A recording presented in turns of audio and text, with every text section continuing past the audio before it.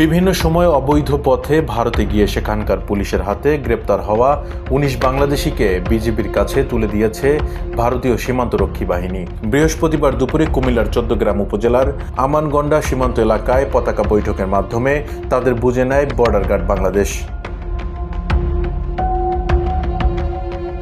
বিজিবির কুমিল্লার অধিনায়ক লেফটেন্যান্ট কর্নেল মীর আলী এজাজ গণমাধ্যমকে বলেন, তাদের মধ্যে ৯ জন নারী, ৯ জন পুরুষ ও ১ জন শিশু রয়েছে।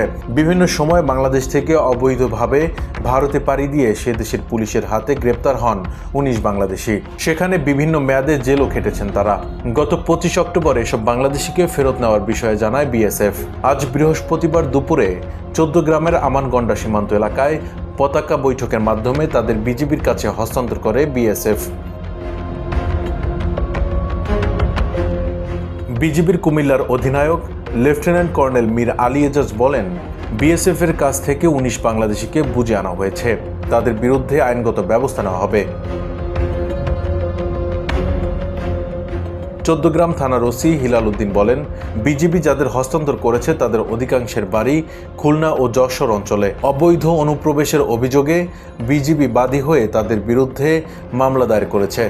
শুক্রবার তাদের আদালতে সোপর্দ করা হবে।